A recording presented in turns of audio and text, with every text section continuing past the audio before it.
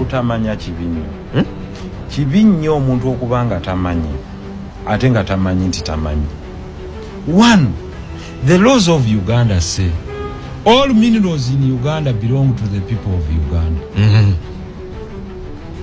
However, communities will get royalties. Kakati bw'owulira omuntu ng'ayogeza omutwe nga mu mutwe gwe mwe muva ekigambo 10%. Golowooza omutwe gw'oyo nga liida guba gukola. Guba gukola nga bwe yakirabawa. Tannaba kusoma ndagaano ya agreement eya oil. Kubanga olina production sharing agreement. Olaba obutasoma nti kintu kibinyo. Bino beyogereta kibinyo obutasoma, I'm telling you. Kibinyo obutasoma. First of all, amafuta gano from extraction waliwo abajja ne bakola exploration. Bwe bakola exploration ne batunza bana abagenda okukola upstream be bagenda okugasima total ne sino. Kakati goli mu kugaba 10% of what percentage? Of what percent? Oyo omuntu eteranga mu studio wano kyovola bwatukola bubi obutafa. Yagambye singa bunyoro tamanyi eringa Dubai tamanyi ati because amafuta balina yeyo ne government tebawako wadde 10%. Bayita village excitement. Okay, Muhammad Nsereko. Robert Kyagulanyi Ssentamu Mitembo, president wano teyasoma. Naye nkikakasa nti ensi ekimanyi nti waliko mu kuyimba naye ng'ali mu kuyimba. Tukkaanya n'ekyo. Waliko omuyimbi Muhammad Nsereko. Naye yaliko omuyimbi. Si bwe kiri? Muhammad Nsereko. Mu kuyimba oyinza tulagayo achievement yonna gye wafuna mu kuyimba. Oyinza gye tulaga nti mu kuyimba ni achievement gye nafunamu yeno. Naye njagala kukakasa kino nti omusiru ataasoma guwaleka mu kuyimba. Guwalekayo mu kuyimba Bobi Wine. Guwaleka eri mu kuyimba. Wallahi billah. Alina kyalaga mu kuyimba gye yali. Alina byalaga eby'obugagga ebyaddala byalaga nga bijja mu kuyimba. Gw'omugezi eyasoma waliyo mu kuyimba. Bwe wali mu kuyimba tolina achievement, tolina na kintu, terina akumanyi mpaka naye nga waliyo mu kuyimba. Era okyogera mbu nayimba. Naye yasobola okubeerayo n'afunamu byalaga ensi by'achivinga mu music gwe gw'otaasobola ku mwembyane musiru. Muhammad Nsereko wava mu kuyimba n'ojoininga ebyobufuzi n'oleka His Excellency Bobi Wine mu kuyimba n'obeera emyaka mu byobufuzi. His Excellency yakajoininga ebyobufuzi. Tuweeyo political achievement joina nti mu kukola mu byobufuzi byokoze nti olina oba ssomero nga likujjukira ku birungi bye walikolera, oba olina institution, oba olina etteeka lyonna lye waleeta ng'ovudde ku tteeka bino bye waleeta, simanyi okulwana abantu ba social media, nga naawe olemedde ku social media. Olaba olwana social media naawe kwobeera n'osinziira. Waleeta etteeka gwe kennyini erya social media naye nga naawe tova ku social media kw'osinziira okuvuma abantu obusiru n'osomera abantu dduwa eziri mu Qur'ani ez'oluku, osinziira okuvuma abantu kati ennaku zino ku social media ng'etteeka gwe walireeta. Ani musiru? Oyinza otuwayo achievement yonna gy'olina mu politics. Oyagala tukubalire eyakajja mu byobufuzi achievements zaalina. Mbeera musiru nnyo gwe Muhammad Nsereko okukusomera nti mu politics Robert Kyagulanyi Ssentamu Mitembo gwe yakajoininga mwe yakusanga tolina wadde kwota gy'omwenkana. Wamuleka mu music yafunamu, yazze mu politics yakusangayo, yakuyitako, ye mukamaawo mu mateeka. Oyo ye mukamaawo akufugira mu politics wammwe gye wasooka gwe omugezi yasoma. Wakakola akabiina k'ebyobufuzi ku myaka gy'omaze, ye yakikola dde ekibiina ky'ebyobufuzi ng'atandika butandisi politics. Alina member ba parliament yakulira oludda government, alina ebitebe mu Uganda ebya politics. Ate yenna yalina ekibiina namba B. Ate nga nkimanyi kyekisinga mu ggwanga.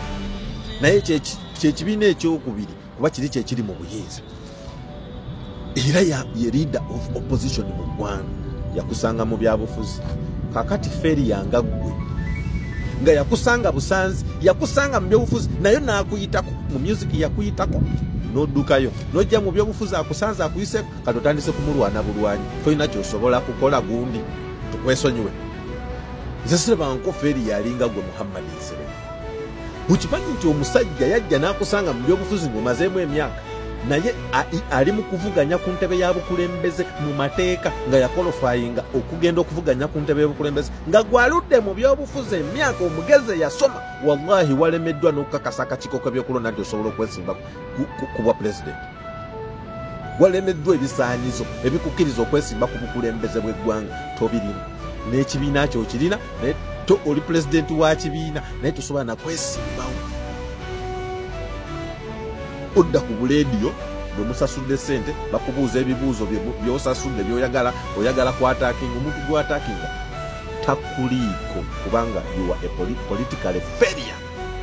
Oli failure politically, oli failure musically, oli failure academically, oli failure mu buli kintu gwe Muhammad Nsere eri His Excellency Robert Kyagulanyi Ssentamu. Oli failure. Bino byenjogera facts. Walemeddwa okuteeta ebisaanizo ebikukkiriza okwesimba ku bukulembeze. Gw'oliko ye namba B yali mu kuvuga, in fact ne mu kisaawe yalimu yekka. Omusiru asinga ggwe tumusanga ku mutala ki? Bwe tutatwala ggwe tunaanoonya musiru ki akusinga mu Uganda? Muhammad Nsere, nze njagala kugamba kino, bw'obanga olina contribution yonna ku bugagga bwa His Excellency Robert Kyagulanyi Ssentamu, contribution yonna vayo giragensi. N'ate ffe tusobola okugamba nti Muhammad Nsere, Robert Kyagulanyi Ssentamu Mitengo ku bugagga bw'olina oba ku busente bw'olina alinako contribution. Wali okutte ku buwumbi bw'essente oba wali okutte ku bukadde bw'essente nga bakusindise kugenda kulwanisa Robert Kyagulanyi Ssentamu. Era abasajja bakuli bubi bakubanja bakuwa ssente zaabwe okumulwana. Bakubanja gwe bakuwa ssente okumulwana, era ku ssente z'olina ne mu nsawo z'olya n'ezolisa famire yo kuliko ssente ng'ozifuna ku lulwe, naye ye talina wadde ekikumi kyonna kyafuna kuva mu tolina na contribution yonna, naye mu bugagga wealth akusinga ataasoma. Amagezi go gakuyamba kino ebitabo ng'okyalina mu ntalo kulwanyisa bakusinga, tolina na magezi kugamba nti kangende negatte ku ludda olw'abantu togayina. Musiru ekikaggwe ekikakyo ova mu kika kiggwe kuba nakitegeera tolina wakkobe. Oyinza kakasa otyo eggwanga Muhammad Nsere nti toli mulala. Okuyita omuntu alina diguri mu mateeka nti teyasoma, omuntu eyagenda e Makerere ne bamutikira MDD, music dance and drama, n'agikolera e Makerere.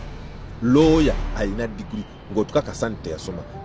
Otukakasa otya nti omusajja akusinga obugagga teyasoma? Otukakasa nti omusajja akusinga buli kimu teyasoma? Okusoma kubayamba ki? Wasoma kufuna ki Muhammad Nsere? Etubuulire. Okusoma kukuyambye eki bannansi? Kuvumirira bannansi na kuvumirira abantu. Oyimirira buyimizi ku TV, ku social media, gwe wayise etteeka lya social media, naye n'oyimirira ku n'ovuma abantu nti basiru okulonda ababaka baabwe. Era obusiru bwabwe bafaanana abasiru bwe babasindika mu palamenti. Gwe ng'okozesa social media giwaleetako etteeka ery'okuvuma, ng'ovuma abantu n'okwata abantu mityana yonna n'ogivumira wamu obusiru. Otukakasuna nti toli mulalu ng'omuntu gw'ogamba alina ababaka 50 mu palamenti baakulembera.